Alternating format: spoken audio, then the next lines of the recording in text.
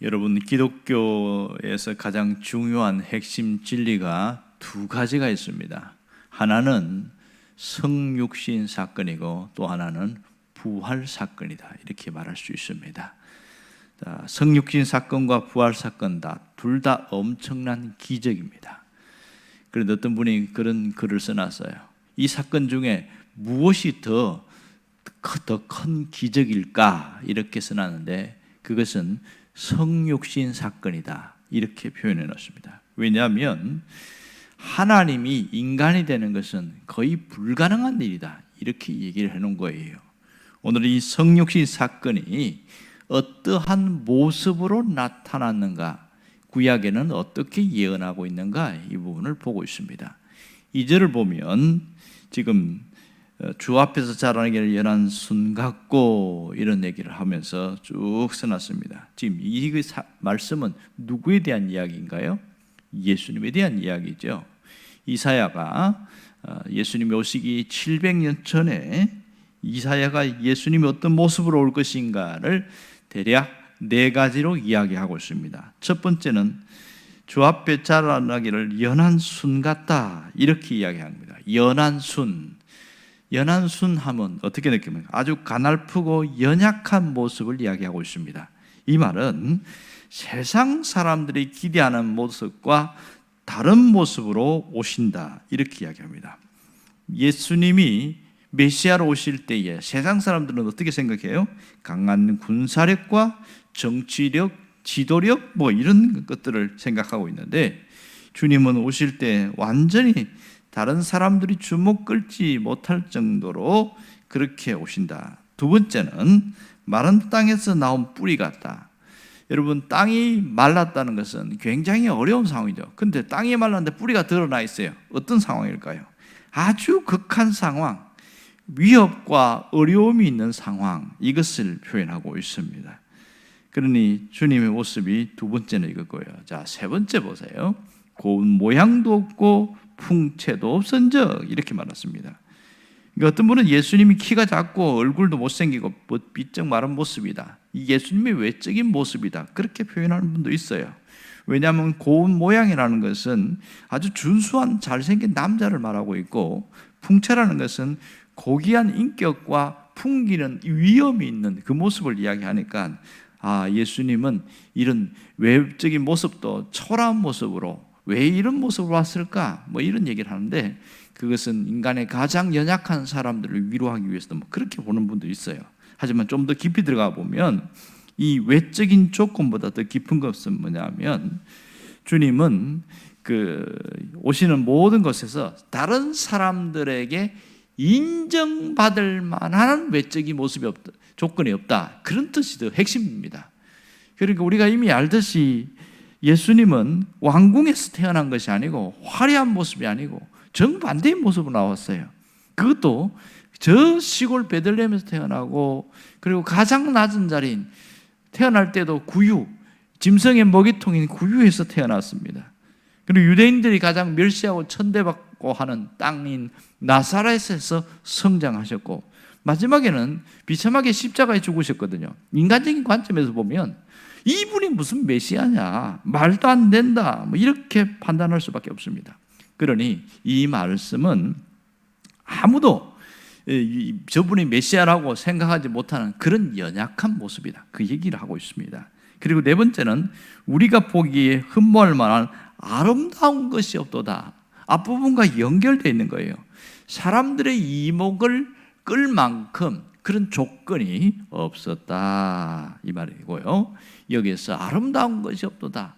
사람들에게 멸시와 배척, 냉대를 받을 것이다. 그것이 이미 벌써 예언이 되어 있다는 사실이죠. 자, 여기서 강조하는 것은 무엇일까요?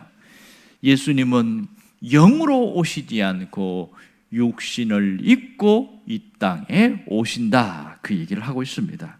실제로 700년 후에 예수님은 이 땅에 오셨습니다. 그러니까 요한복음 1장 14절에 보면 뭐라고 그러냐면, 말씀이 육신이 되어 우리 가운데 거하심에, 이렇게 말했습니다. 말씀이 육신이 되었다. 예수님이 이 땅에 오셨다. 어떻게? 육신으로 오셨다, 이 얘기를 하고 있습니다. 당시 사람들은 육신은 천하고 악하다고 생각했는데 주님은 그들이 생각하는 그 비천한 인간의 몸으로 이 땅에 오셨다, 이 얘기를 하고 있습니다.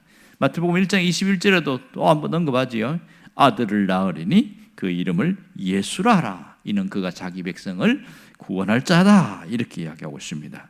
그러니까 예수님이 메시아라는 얘기를 분명히 하고 있습니다. 하나님이신 예수님이 인간의 몸을 입고 육신으로 오셨다는 것은 뭘 얘기합니까? 하나님과 인간 사이에 막혀있는 담을 허물으셨다는 거예요. 막혀있는 담, 원수 관계가 화목한 관계가 됐다는 거예요. 하나님과 우리 사이에 죄로 막혀있는 것을 하나로 만드셨다, 이 얘기를 하고 있고요. 또 하나는 예수를 영접한 자들에게는 구원의 길이 열렸다, 이것을 이야기하고 있습니다. 그것이 인간의 몸을 입고 오셨다는 핵심 메시지라고 할 수 있습니다. 결국 이 모든 것이 우리에게 은혜고 우리에게 그 사랑으로 주어졌다는 겁니다. 놀라운 것은 말씀이 육신에 우리 가운데 그하심에, 이 그한다는 단어가 중요한데요, 이것은 구약의 성막에 하나님이 머물고 계실 때 그하신다, 이 단어를 쓰고 있습니다. 이것은 하나님의 영광과 관련되어 있습니다. 그러니 육신을 입고 오셨던 그분이 이제 우리에게 오실 때는 육신으로 들어오는 것이 아니라 영으로 오신다는 말이에요. 그러면 우리에게 영으로 오실 때는 그냥 초라한 모습이 아닌 영광을 가진 그분이 우리에게 오신다, 그 얘기를 하고 있는 겁니다. 그러니 하나님이 우리를 성전 삼아 주셔서 우리와 영원히 함께 하신다, 이걸 얘기하고 있습니다. 오늘 이 예수님이 육신을 입고 오셨다는 것은 중요한 두 가지를 말하고 있습니다. 하나는 하나님이신 그분이 인간의 역사와 시간 속에 들어오셨다, 이 얘기를 하고 있습니다. 인간의 역사와 시간 속에 들어오셨다는 것, 그것은 뭘 얘기합니까? 우리가 갖고 있는 가장 심각한 문제를 해결하러 오셨다는 뜻이지요. 그게 뭐죠? 죄의 문제, 죽음의 문제, 이게 강력한 문제였습니다. 그걸 해결할 뿐만 아니라 살아있을 때 우리의 삶의 모든 문제를 해결하러 오셨습니다. 그러므로 예수님 안에 있으면 이 모든 문제가 해결되어지더라, 이 비밀이 여기 있습니다. 또 하나는 육신을 입고 오셨다는 것은 그분은 우리 삶의 모델이 되셨다, 그 얘기를 하고 있습니다. 예수님이 이 땅에 오신 것은 우리의 온전한 모델이 되어주셨다, 그 얘기를 하고 있습니다. 여러분, 주님은 땅에 살아계실 때 가만히 보면 배고프고 또 잠도 못 자고 피곤하고 우리가 똑같은 모습이었잖아요. 그리고 막 마음이 아파서 울고, 여러 번 우신 적이 있지요. 나인성 과부의 아들이 죽었잖아요. 이 아들이 죽는 거, 그거 상해나가는 거 보고 주님이 우셨다, 이렇게 이야기합니다. 그리고 요한복음 11장에 보면 나사로가 죽은 모습을 보고 눈물을 흘리셨어요. 우셨다고 그랬어요. 주님은 그 우시었고, 그뿐만 아니라 우리와 같은 고통도 겪으시고 함께 아파하셨습니다. 뿐만 아니라 용서할 수 없는 사람을 용서하셨습니다. 주님이 그렇게 이 땅에 있으면서 하신 거죠. 완벽한 모델이다. 무슨 얘기를 하고 있습니까? 원래 하나님이신 그분이 이 땅에 오실 때는 완벽한, 하나님이 처음에 아담을 창조할 때 그 완벽한 모델로 우리에게 오셨거든요. 자, 보세요. 하나님이 인간을 처음 만들었을 때 어떻게 이야기했습니까? 보시기에 심히 좋았더라, 이렇게 이야기했습니다. 이게 하나님이 만드신 작품이거든요. 그러니까 보시기에 심히 좋았다는 것은 명품이었다는 거예요. 명품 인생이었어요. 근데 죄가 들어오면서 그 명품 인생이 찌그러지기 시작하면서 뭔가 여러 가지 문제가 생겼어요. 그리고 그 이후에 태어나는 모든 사람들은 명품이 아니고 짝퉁이 되어버린 겁니다. 비슷하긴 한데 뭔가 이상해요. 뭔가 안 맞아요. 그런데 예수님은 육신을 입고 오면서 명품 그대로 오신 거예요. 그대로 보여준 것이죠. 그러면서 우리에게 뭘 얘기합니까? 너희는 이제 내 안에서 머물러서 짝퉁 인생 살지 말고 명품 인생을 살아라, 그 얘기를 하고 있는 겁니다. 그래서 에베소서 4장 15절에 보면 주님 안에서 자라가야 된다, 그 얘기하는 겁니다. 자라간다는 게 뭐예요? 닮아가야 된다, 그런 거 얘기합니다. 오직 사랑 안에서 참된 것을 하여 범사에 그에게까지 자라야 할지니라 그랬습니다. 그에게까지. 그는 곧 그리스도시니라. 그러니까 그리스도까지 자라간다는 것은 우리가 그분을 닮아가야 된다는 거예요. 주님이 명품 인생으로 오셨기 때문에 우리도 그분 안에 있으면 명품 인생으로 점점점 닮아진다, 그 얘기를 하고 있습니다. 여러분, 왜 우리 삶이 피곤하고 왜 우리가 불행하고 그렇습니까? 짝퉁 인생으로 살기 때문에 그렇습니다.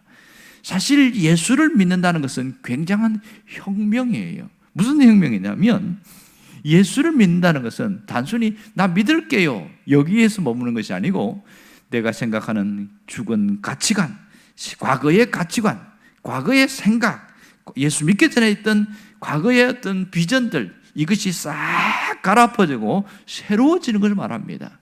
예수 믿으면 가장 먼저 달라지는 게 뭔지 아세요? 생각이 달라져요. 생각이 달라져요. 이전에는 돈이 최고야 이렇게 살았던 사람이 돈이 아니고 예수님이 최고야 싹 바뀌어버립니다.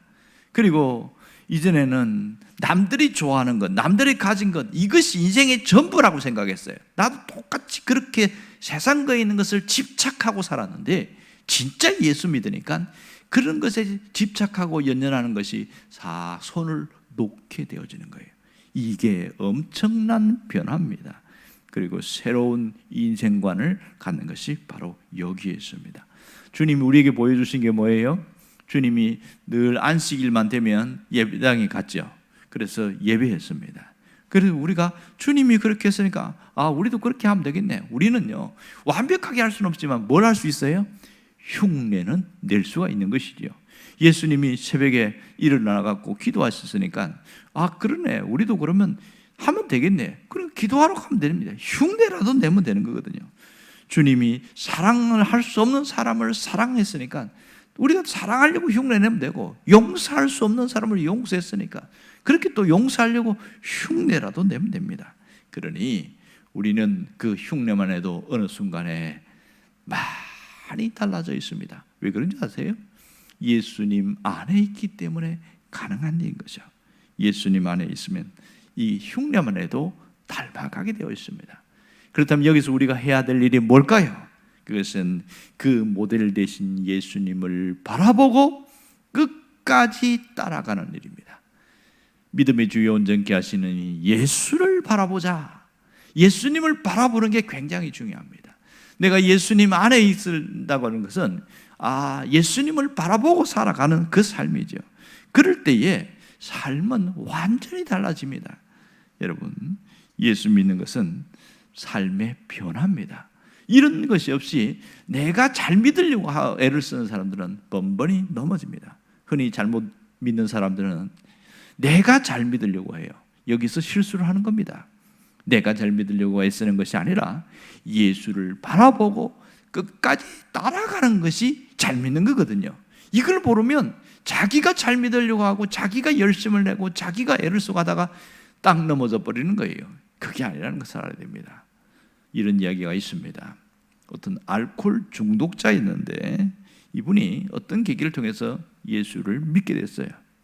그러니까 믿지 않는 어떤 친구가 와가지고 얘기하면서 요즘 자네 교회 나간다며? 나간다고. 예수 믿는다면서 잘 모르지만 예수를 믿기로 결심했다고. 그래? 그럼 좀 뭘 많이 알겠네. 예수는 누구야? 이렇게 물어봐요. 그리고 그분은 어디서 태어나냐? 잘 모르겠는데. 그분은 몇 살 때 죽었냐? 모르겠다는 거예요. 그분은 설교를 몇 번 했냐? 잘 모르겠다는 거예요. 에이, 그것도 모르면서 뭘 예수 믿는다고 말해? 이렇게 하면서 핀잔을 주었습니다. 그랬더니 이 사람이 뭐라고 그러냐면, 사실은 그런 내용은 잘 모르는, 아는 것은 없지만 자네가 말하는 게 맞긴 해. 하지만 나는 딱 한 가지 달라진 것이 있어. 내가 이전에는 술을 좋아하고 매 빚더미에 살고 이렇게 살아왔는데 내가 술을 끊었지 않았냐. 그러면서 이전에는 집에 들어가면 아이들이 나를 겁내고 그 다음에 부인이 맨날 잔소리하고 짜증내고 그랬는데 딱 달라진 게 뭐냐면 내가 술 안 먹고 들어가니까 아이들이 좋아한다는 거예요. 기다리고 있다는 거예요. 그리고 너무 반긴다는 거예요. 나도 기분이 좋고, 그래서 집에 이렇게 들어가는 것이 너무 좋다는 거예요. 그러니 내 마음에 기쁨이 있고 감사하는 마음이 있고, 그래서 내가 우리 가정에 들어오면 늘 행복하다고, 웃음소리가 있으니까 늘 좋다고, 이런 얘기를 하는 거예요. 이 사람 보세요. 뭐가 달라졌어요? 아는 것은 별로 없습니다.